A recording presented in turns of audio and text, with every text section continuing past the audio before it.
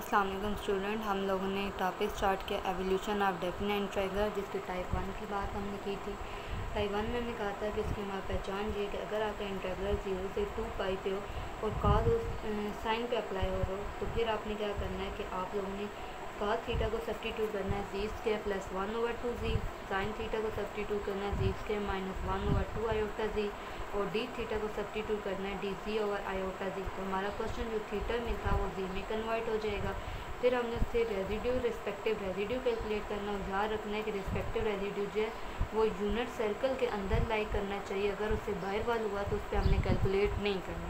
और फिर हमने क्या करना, उसके ऊपर कॉची रेजिड्यू फार्मूला अप्लाई करके टोटल रेजिड्यू फाइंड करना। अब इसी से रिलेटेड आज हम लोग क्वेश्चन करेंगे कि हमारे पास क्वेश्चन कैसे सॉल्व होंगे। तो हमारे पास फॉर एग्जाम्पल आज हमारे पास क्वेश्चन है, और क्वेश्चन हमारे पास है इंटीग्रेशन 0 से 2 पाई डी थीटा ओवर ए प्लस बी साइन थीटा। अब हमें ऑटोमेटिकली पता चल रहा है कि हमारे इंटीग्रल 0 से 2 पाई के ऊपर है और अंदर हमारे पास साइन थीटा आ रहा है। इसका मतलब हमारे पास टाइप 1 है।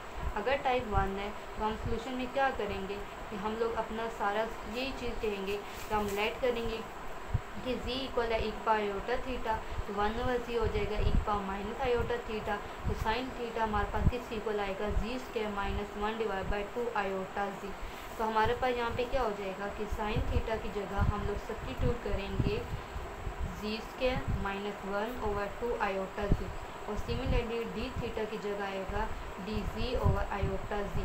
हम ये कहते हैं इसे आई के साथ अगर डोनेट करते हैं, इंटीग्रेशन 0 से 2 पाई डी थीटा की जगह D ji over iota ji divided by A plus B, और साइन थीटा की जगह आएगा G square minus 1/2 iota G. अब हम लोग क्या करते हैं, 2 आयोटा जी का एलसीएम ले लेते हैं। तो 0 से 2 pi d ji over iota ji divided by LCM आ जाएगा 2 आयोटा जी, तो ए के साथ आएगा 2 आयोटा जी प्लस बी, यहाँ से 2 आयोटा जी कैंसिल, जी स्क्वायर माइनस 1, यहाँ पे 2 आयोटा से कैंसिल, ये ओवर फर्स्ट में चला जाएगा। तो 2 0 से 2 पाई डी जी ओवर 2 आयोटा जी ए प्लस बी जी स्क्वायर माइनस बी। आपने याद रखना है हमेशा इस क्वेश्चन में कि हमारे पास जो स्क्वायर वाली टर्म है वो सिंगल रहनी चाहिए। उसके साथ जो भी चीज़ होगी उसे कॉमन ले लो। जैसे यहाँ पे b है तो b हमने कॉमन लेते हैं, ये रह जाएगा जी स्क्वायर, उसके बाद प्लस 2 आयोटा जी ए, इसके पास नहीं है तो डिवाइड में b, और यहाँ पे b चला गया तो माइनस का 1, ये हमारे पास बन गया 2 ओवर b इंटीग्रेशन 0 से 2 pi d g divided by g square plus 2 iota g a over b minus 1। इसे हम कहते हैं क्वेश्चन नंबर 1। अब हम इसने डिनोमिनेटर को सॉल्व करके इसके रेजिड्यू फाइंड करना। अब इसे हम लोग कैसे सॉल्व करेंगे, हम लोग इसे सॉल्व करेंगे क्योंकि हमें नज़र आ रहा है कि ये सेकंड डेरिवेटिव है। अगर स्क्वायर पावर हो तो ये हमारे पास क्वाड्रेटिक इक्वेशन है, और क्वाड्रेटिक इक्वेशन को आसानी से हम लोग सॉल्व कर सकते हैं बाय यूजिंग क्वाड्रेटिक फार्मूला। अब हम हमारे पास क्वाड्रेटिक फार्मूला यूज़ करते हैं यूजिंग क्वाड्रेटिक फार्मूला। तो हमारे पास क्या होगा, हम जी का आंसर लेते हैं तो वो होता है बी वाली सेकंड टर्म क्या है 2 iota a over b plus minus integration second term का square 2 iota a over b का स्क्वायर माइनस 4 ए 1 है बी माइनस 1 है डिवाइडेड बाय 2 और साथ में 1। तो जी इक्वल टू होगा 2 iota a over b plus minus के रूट आयोटा का स्क्वायर क्या होगा minus 4 a square over b square minus हमारे पास 4। अगर हम लोग यहाँ से माइनस 4 कॉमन ले लेते हैं डिवाइडेड बाय हमारे पास 2, तो ये यहाँ पे हमारी ये फॉर्म आ गई है g equal to 2 iota a over b plus minus हम लोग बी स्क्वायर एलसीएम लेते हैं तो minus 4 a square plus 4 b square divided by 2। तो g equal to 2 iota a over b plus minus के रूट। अब यहाँ पे हमारे पास क्या है कि 4 दोनों के अंदर आ रहा है, 4 हम लोग कॉमन लेते हैं, उसका स्क्वायर 2 बी स्क्वायर है तो ये भी b रह जाएगा, अंदर क्या आएगा minus A square plus B square divided by 2। Upper में से 2 कॉमन आके लोअर में से कैंसिल हो जाएंगे, तो iota a over b plus minus 1 over b square root ये बी स्क्वायर माइनस ए स्क्वायर। अब हमारे पास जी इक्वल टू हम लिख सकते हैं iota a plus minus square root b square minus A square divided by हमारे पास b. z equal to minus iota a plus minus के रूट। अगर यहाँ से मैं माइनस कॉमन लूँ तो a माइनस क्या है वो पॉजिटिव हो जाएगा, b पॉजिटिव क्या है वो माइनस हो जाएगा डिवाइडेड बाय b। तो z equal to minus iota a plus minus square root minus 1 होता है iota into square root a square minus b square divided by b। अब मैं क्या करती हूँ, इसमें से आयोटा कॉमन लेती हूँ, b दोनों के नीचे वो आ गया, minus iota plus minus square root a square minus b का स्क्वायर आ गया। अब प्लस माइनस दो साइन है तो इसका मतलब इसका दो सोल्यूशन है।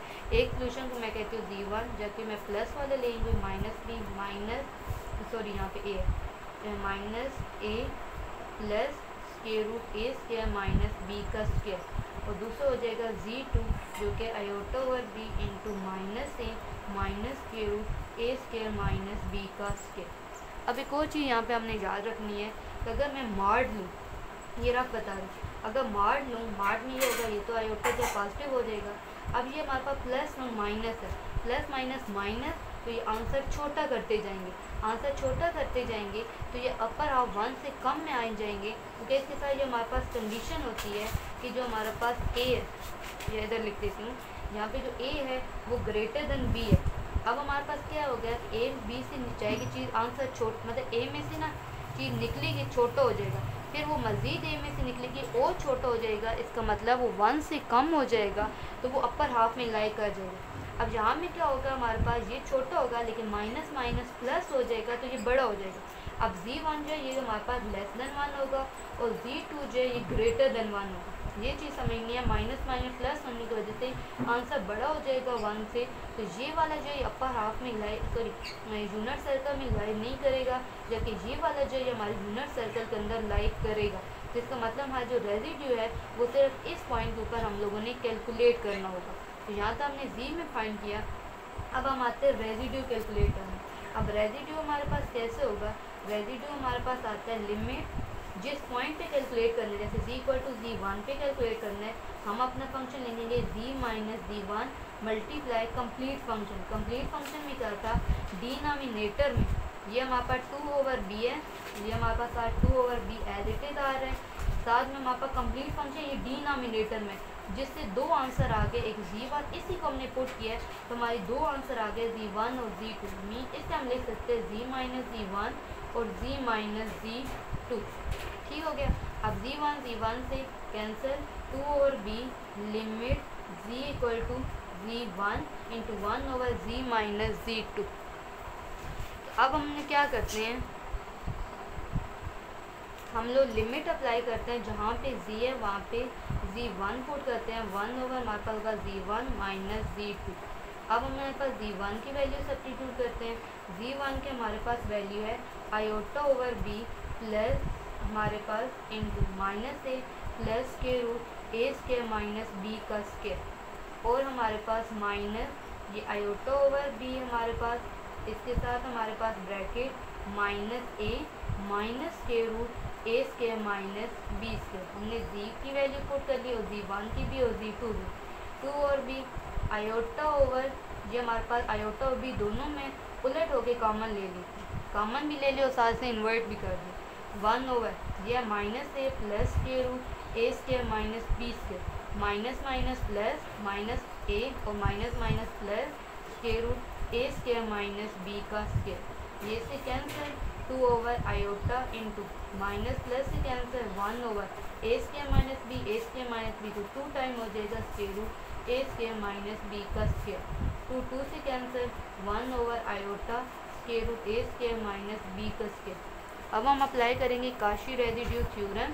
काशी रेजिड्यू थ्योरम क्या हो जाता है, 2 pi iota into sum of residue, तो 2 पाई आयोटा रेजिड्यू आपके पास क्या आया हुआ है 1 over iota square root a square minus b square, iota iota से कैंसिल तो 2 pi over square root a square minus b का स्क्वायर। तो यहाँ पे हमारा ये क्वेश्चन एंड हो गया।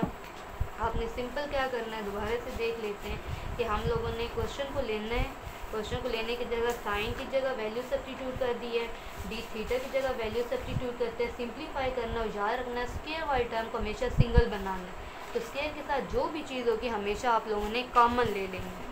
अब हमारे पास ये सिंपल ये वाला जो कंप्लीट फंक्शन है डिनोमिनेटर, अब इसे हमने सॉल्व करना है। अब इसे सॉल्व करने के लिए हमारे पास आसान तरीका है कि हम लोग क्या करते हैं, क्वाड्रेटिक फार्मूला को अप्लाई कर देते हैं। एक पॉइंट ये याद रखना है कि 20 के साथ सिंगल रहना चाहिए। फिर इसे हमेशा क्वाड्रेटिक फार्मूला से सॉल्व करना है। क्वाड्रेटिक फार्मूला से सॉल्व करके इसके आंसर आ जाएंगे। एक प्लस के साथ आंसर आएगा जिसे Z1 कह दिया करेंगे, और जो माइनस के साथ आएगा उसे Z2 कह देंगे। फिर आप लोग चेक करेंगे कि कौन सा रेजिड्यू जो है वो अंदर हमारे पास लाई कर रहा है और कौन सा रेजिड्यू हमारे पास लाई नहीं कर रहा है। अब ये जब हमारे पास लाई रेजिड्यू का फार्मूला क्या है, तो जो भी फंक्शन है जिसके ऊपर फाइंड कर रहे हैं मल्टीप्लाई कंप्लीट फंक्शन, तो जब लिमिट अप्लाई करेंगे तो z की जगह हम लोग Z2 1 पुट करेंगे, वैल्यू सब्स्टिट्यूट करके सॉल्व करेंगे और एंड पे काशी रेजिड्यू हमारे पास थ्योरम अप्लाई हो जाए।